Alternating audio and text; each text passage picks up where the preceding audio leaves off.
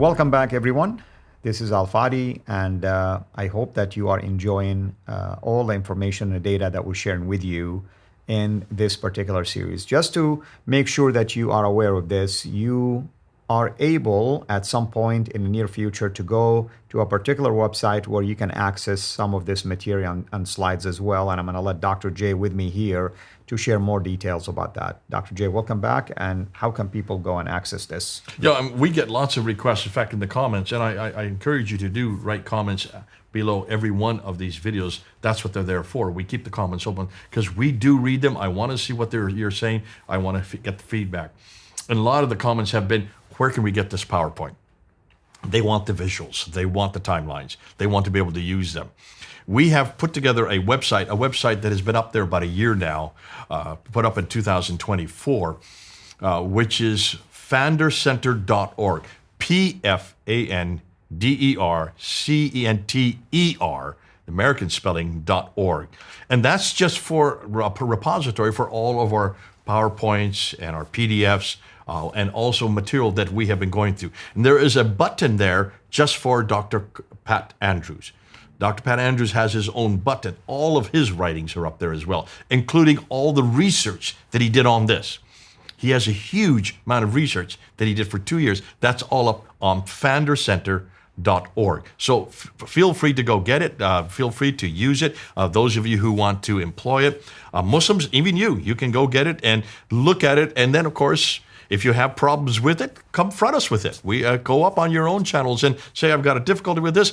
Farid does that. He responds to us, and he's been really the only one that has tried to come up with some type of answers. And much of what we're responding to today, like the Muwatta claim, comes from Farid. Or all the Sahaba and the Tabi'un claims come from Farid. So we like it when people do respond, and that helps us because it makes sure that we're scratching where people itch. Now, we have one more genre, and this is the last genre. This is the Tariq and the Tafsir of Al-Tabari. Many write after Al-Tabari, but Al-Tabari is the first. Why are these two genres so important, in your mind, as a former Muslim? Well, basically, Tariq tells me history. I mean, that's why it's important. Tafsir has to do with how the early Muslims understood certain phrases in the Quran, verses, and also common interpretations of those. Yeah, so the equivalent in Christianity, the Tariq would be like the book of Acts written by Luke, the history of the early church. We need to go there to know Paul's journeys. We need to know how the church began. It's very important for our own history to have the book of Acts. So this would be the equivalent to that for Muslims. The other equivalent for the Tafsir, whatever Jesus said and whatever he did was taken primarily by Paul. Others did it as Peter and others as well, but primarily by Paul and applied to Ephesus or Philippi or Corinth or Rome. And so we go back to those letters. Really, they are letters written by Paul, and we see the application. We see how how every one of these teachings were applied in every city. And what Paul said in Ephesus, he did not say in Philippi. What he said in Philippi, he did not say necessarily in Corinth. And the same thing with Al-Tabari. Al-Tabari, people love Al-Tabari because he takes everything, doesn't he? He grabs everybody's viewpoint, contradictory viewpoint, and he just throws it out there, and then you decide which ones you want. There's all kinds of contradictions. And he offers his own also opinion on certain things. Absolutely, and he then contradicts himself maybe a few pages later. So he, in some ways, he's a librarian. He just takes all of the material that he can find and slaps it in front of you.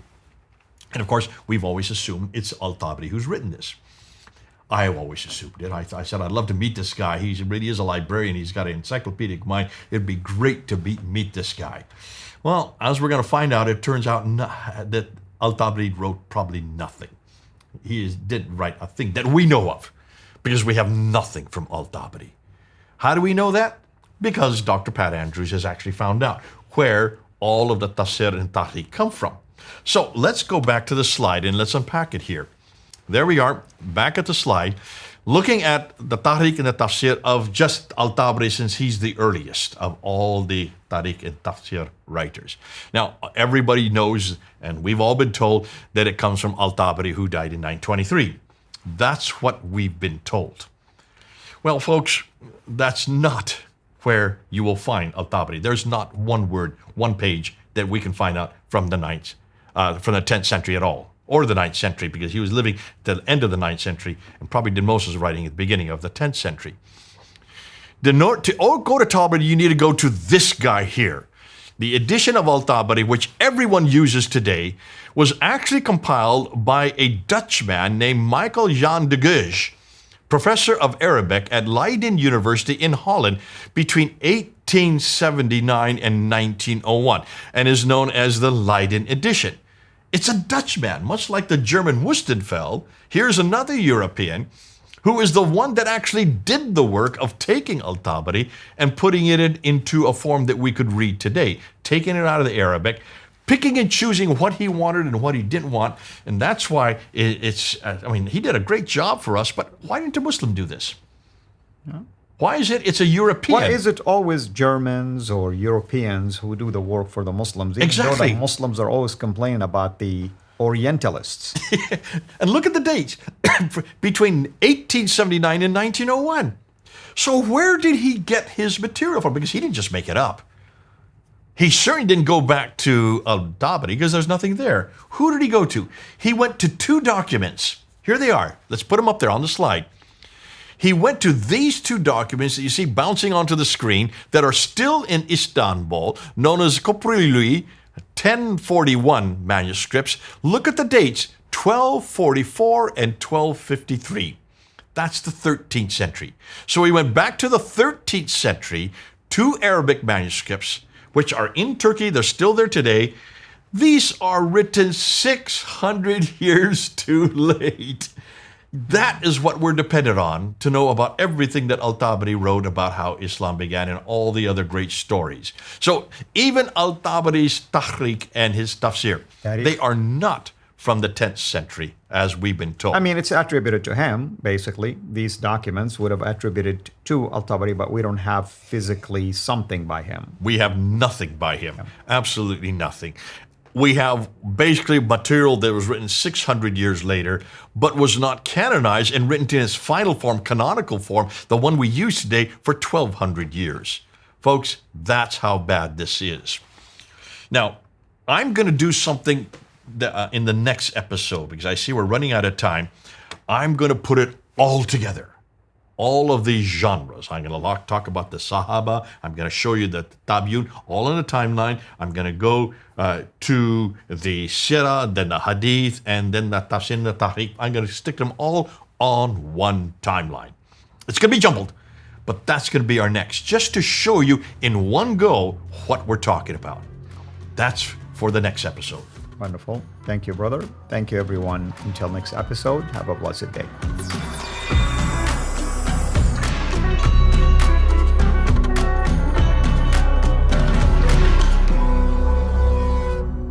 Thanks for watching. Please like, subscribe, share, and comment. And ring the bell so you will be notified when we release new content.